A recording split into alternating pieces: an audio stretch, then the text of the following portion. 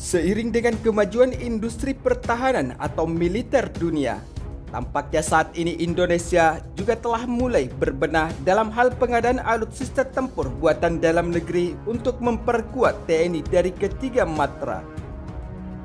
Hal tersebut terlihat jika beberapa produksi alutsista pertahanan dalam negeri yang memiliki kualitas tak kalah dengan produk negara lain dan bahkan negara maju di dunia. Misalkan salah satu senjata atau senapan serbu SS-2 buatan PT Pindad Indonesia telah diakui oleh dunia dan bahkan dalam kejuaraan menembak antara institusi militer dunia. Beberapa kali kontingen TNI mampu menjadi juara umum dari sekian banyak negara maju di dunia yang juga turut mengikuti lomba kejuaraan antar militer dunia. Dengan perkembangan industri pertahanan dalam negeri ini, tentunya sejalan dengan harapan pemerintah Indonesia yang memang bertekad untuk memperkuat TNI secara mandiri di bidang alat pertahanan. Hal tersebut terbukti jika di tahun 2021 lalu berbagai alutsista tempur untuk TNI telah berhasil dirilis dan sekaligus memperkuat militer Indonesia. Namun tidak sampai di situ, sebab hingga kini penelitian dan pengembangan alutsista dalam negeri pun terus digenjot. Misalkan saja dari segi sistem pertahanan jarak jauh, darat ke darat, salah satu alutsista yang tengah dikembangkan dan kini sudah dalam bentuk prototipe adalah peluncuran roket kendaraan peluncur roket Erhan 122B. Walau sebagian alutsista ini sudah memperkuat TNI, namun tetap saja akan terus dilakukan pengembangan demi kebutuhan militer masa depan TNI dari ketiga matra. Sementara di sisi lain, peluncuran roket Erhan 122B ini telah dikembangkan oleh Badan Penelitian dan Pengembangan Kementerian Pertahanan atau Balitbang Kemenhan, yang merupakan salah satu industri pertahanan dalam negeri Indonesia. Namun yang membanggakan dari pengembangan sistem peluncur roket Erhan 122B dari buatan dalam negeri ini adalah dari sisi kecanggihan serta dari berbagai uji coba dan penyempurnaan yang dilakukan sehingga kendaraan peluncur roket Erhan 122B lebih unggul dibandingkan dengan produk serupa buatan luar negeri, seperti produk negara Cekoslovakia yang menjadi salah satu negara produksi roket sejenis Erhan 122B. Sementara menurut pernyataan Kepala Pusbalitbang Alpan Balitbang Kemenhan Brigjen Rosidin mengatakan bahwa saat ini kendaraan peluncur roket Erhan 122B adalah salah satu dari beberapa alutsista yang tengah dikembangkan oleh Balitbang Kemenhan.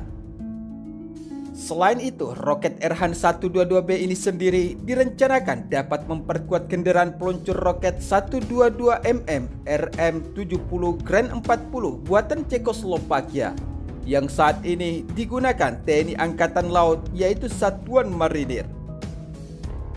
Adapun keunggulan kendaraan peluncur roket Erhan 122B mampu menggotong 40 laras serta memiliki daya luncur sejauh 30 km sebagai alutsista tempur taktis milik TNI. Selain itu, Erhan 122B buatan dalam negeri ini tentunya lebih unggul jika dibandingkan dengan peluncur roket buatan Cekoslovakia yang hanya memiliki daya luncur sejauh 18 km saja. Sementara di sisi lain, jika kita berbicara kecanggihan rudal Tomahawk yang dimiliki oleh Amerika Serikat, tentunya Indonesia tidak ingin tertinggal dari segi alutsista tempur rudal dari beberapa negara maju di dunia. Sebab Indonesia melalui industri dalam negeri juga sudah memiliki sejumlah rudal yang diklaim kemampuannya juga tak kalah canggih dari rudal buatan Amerika Serikat tersebut. Misalkan saja rudal buatan dalam negeri yang diberi nama rudal petir V101 yang dikembangkan oleh seorang ahli bom bernama Ricky Henry Agam yang sudah menangani pembuatan bom untuk kebutuhan militer Indonesia. Sementara untuk rudal buatan dalam negeri ini diklaim sangat hebat pada kecepatan luncur menuju target sasaran. Bahkan sebuah uji coba mendapati rudal ini mampu melesat hingga 260 km per jam Alhasil, dengan jarak jangkau tersebut membuat peluru kendali ini bisa menjadi andalan TNI untuk memenuhi kebutuhan pertahanan militer Indonesia.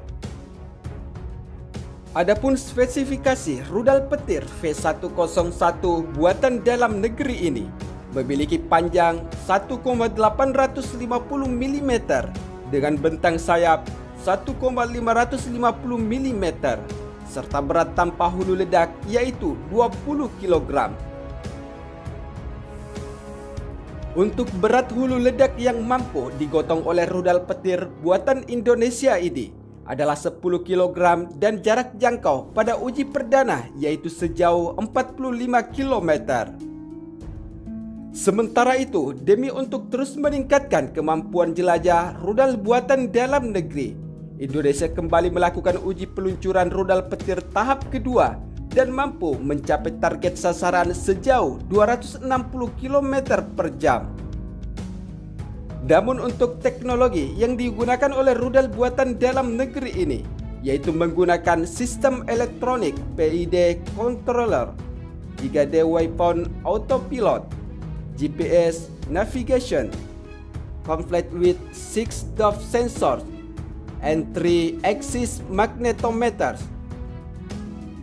Namun, selain rudal petir, beberapa rudal yang pernah dimiliki oleh Indonesia memiliki jarak jelajah yang tidak terlalu jauh, seperti rudal C701 dan C705 buatan PT Dirgantara Indonesia.